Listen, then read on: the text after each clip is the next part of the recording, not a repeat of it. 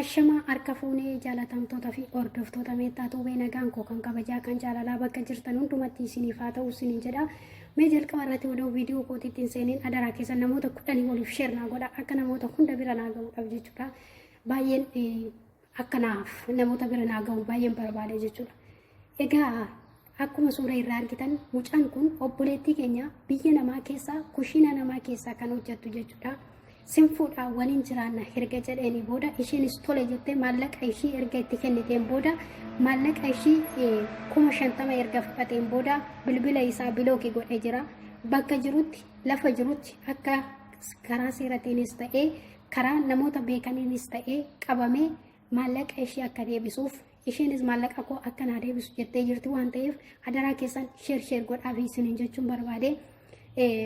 Karaan ittiin maallaqa irraa fudhate kun erga maallaqa sana irraa fudhateen booda itti jijjiiramaa deemaa dhufe erga itti jijjiiramee booda suura dubartoota biroo fa'aa irratti erguun suura dubartoota biroo hammatee jiru fa'aa irratti erguudhaan ishee irratti ergaa bilbila isaa bilookii irraa godhee jira jechuudha. Kanaaf bakka jirutti akka qabamuuf adaraa keessan sheer godhaa. Guruupii adda addaa keessatti akka sheer naa gootan nan barbaada jechuudha. Baay'ee waan an gubadhee jiruuf keessa koo waan gubee jiruuf jechuudha. Baay'ee natti dhaga'ame dhugaa rabbiiti sagalee ishee sanan dhageechisa sagalee ishee. Itti fufnee walumaa naada walaa waliinaa sa'aatii turre sababa kanaan hanga yoona kana guyyaa tokko wallollee tumaan beenu waliinaa sufnaa sirriitti jaalalli keenya baay'ee guddaa baay'ee cimaa sirriitti ulfaataa ture. Hanga yoona kana jechuudha hanga waggaa lamaa fi yashanii kana olis illollu garuu yoo olis lolle walleen bullu inuma araaramna dabni araaramna jechuudha.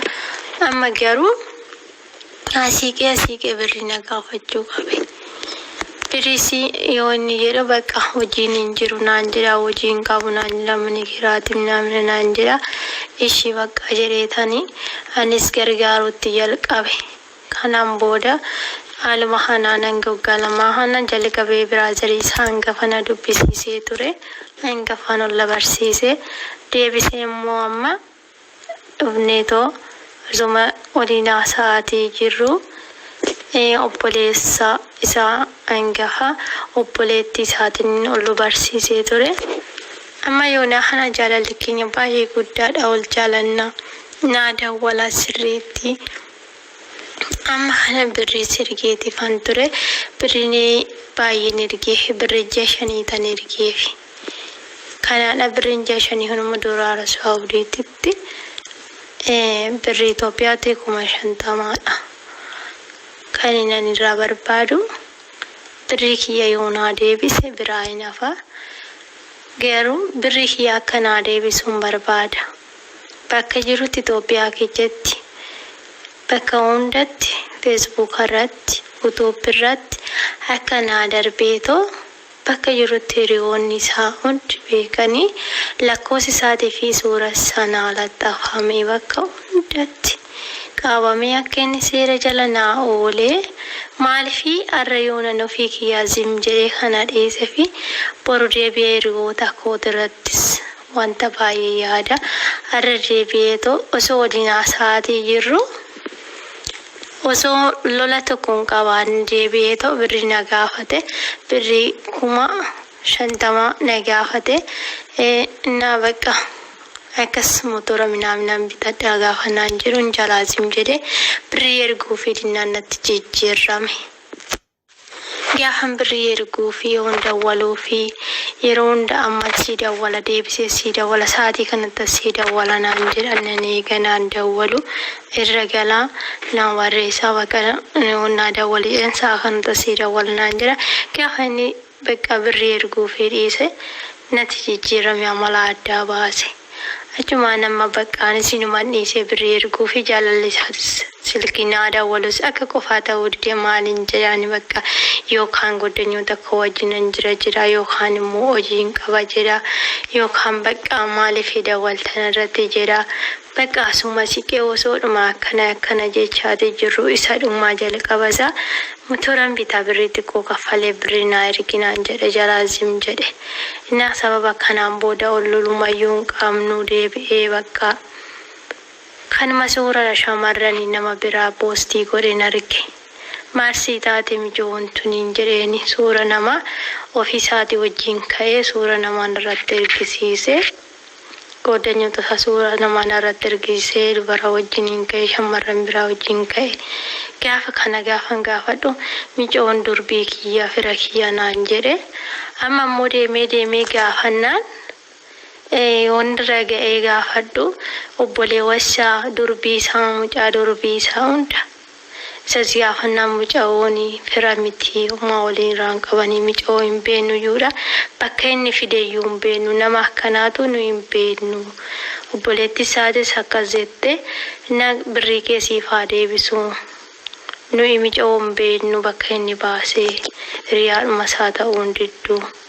Malee fira osoo taatee namni akkaatu suura wajjin ka'uun jiru.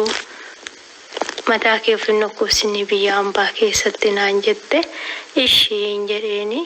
Anis hamma obboleetti yoon dubbisuun niitoorkii didanatti fakkaate ishiin illee na haasofsiisuu barbaaddi. Wanti barreecheef isiin galuu fi obboleechaa yoon dawwale obboleechi isaa hangafni silkiin irraan kaasu waan barreecheef laalessin jedha. Amma tokko mucaa durbii isaa itti ergee jennaan naa dhaga'uu dide ati karaa barbaadden akka barbaaddetti gaafatadhu. Ani waan asitti qabamuu qabu. Haala jiru hundumaa akka ati gargaaraa turtes jaalala keessan isin jidduu jirus hundumayyuu nan beekaa waan ta'eef akka barbaaddetti gaafadhu. Naa dhaga'uu dide mukaan obboleessuma hangafallee itti ergeen ture dhaga'uu fi didee naan jedhe. Anillee akkasuma immoo hiriyoota koo hunda warra wajjiniin haasa'u nama tokko lama sadii kanatti ergeetan lakkii wanta akkanaas hin baasuu dhiisi jedhuun ijoolleen jedhaniini ijoollee bilookii godha. Ijoollee yeroo wal jaalannu waliin haasa'u dawwalanii fi waliin haasa'aa jiran ijoollee shamarranii goddanyoota koo kan isaan bira jiran bilookii godhe. Anas bilookii na godhe. Facebook irraanis imurraanis bilookii na godhe. Yaada koo tokkollee na dhaga'uu hin dandeenye. Na hanaawwan jedheeni wanta fiddu maalinni naan jedhe deengadda. Wanti fidduun jiru maallagoota naan jedhe ishee maasiin godhuun jedheeni ani nama sodaadhu waaqa malee naan jedhe. Na hanaaf bakka inni jirutti namni kun nama si sodaatu waaqa si sodaatu waan ta'eef seera hoo sodaate seera jala akka na oole. Birrii kiyyaa deebisuun barbaade birrii 50,000 yoo lafa naa godhe gadan lakkisa. Kanaaf bakka jirutti akka inni seera jala naa oolu barbaade. Seera jala naaf haa oolu bakka jiru hundatti barbaadamee toosiniin jechuu barbaade. Maqaasaa lama maqaasaa Asmaraa Bokonnon Bayyanaatiinis ni waamama biyya irrattis. Lammii Bokonnon Bayyanaatiinis ni waamama. Lakkoofsa lama qaba. Lakkoofsa isa tokko garuu goddanyaa isaatiif qabata. Goddanyaa isaa harkatti argama. Tokko garuu ofii isaatiif fayyadama waan ta'eef lamaasaa maxxanfamee suura isaa wajjiniin lakkoofsa isaa kanaan akkanaa qabamu bakka jiru hundatti barbaadame. Amma inni garuu kan inni iddoo dhaloota isaa Minaareedha. Ganda Minaaree keessatti kan dhalateedha. Amma immoo kan inni jiraatu sulultaa Adaamaa naannoo kana kan keessa jiraatu mana kiraa keessatti kan argamu bakka hundatti akka barbaadame toonaa qabamuun barbaade suurri isaatii fi lakkoofsi isaa suni amma birrii kana deebisee qabame seera jala oolutti yoomillee yoo ta'e biyya keessa biyya alatti akka inni irra buqqa'uun barbaanne yuutuubii fi feesbuukii hundarratti argamu jira. Okay, asirratti akka isin galuudhaaf ishiin duraan biyya namaa turtee deebite jechuudha. Biyya harabaa kana turtee iyyama fudhattee gara biyyaa galtee erga gara biyyaa galtee immoo biyya harabaatiitti deebitee odoo hin turin mucaa kanaan wal barte jechuudha. Erga wal barte waggaa 2.5 akkas kan ta'u kana waliin jiraatanii guyyaa tokko wal dhabdee qabaannee hin beeknu. Garuu lafumaa ka'ee suura dubartootaa fuula feesbuukii fi wantoota profaayilii qabu irratti maxxansaa ture jettee jirti jechuudha. Kanaaf bakka jirutti qabamuu fi qaba. Adaraa keessan please share godhaa fi walaa gargaaru. Keessattuu shamarran obboleewwan keenya shamarranii gola namaa jiraataniif kushina namaa keessa jiraatanii waan akkanaatirraa akka baraarramaniif akka waan akkanaa isaan hin qunnamneef isaan biraan naga'a. Isaan dafqanii qooqa isaanii rarraasanii mudhii isaanii hidhatanii dheebuu fi beela danda'anii rakkina itti dhufe hundumaa damdamataniiti kan isaan birrii kana fidan jechuudha. Kan biyya keessa taa'e immoo oduu hin dafqin oduu hin dadhabin maallaqa dubartootaa irraa saamaa kan jiru kan akkanaatitu jira jechuudha. Kanaaf please share gochuun keessan karaa tokkoon akka namni tokko waa irraa baratuuf karaa tokkoon immoo namni kun akka maallaqa san deebisuuf akka danda'amuuf gootanii share akkanaa gootan nan barbaada jechuudha.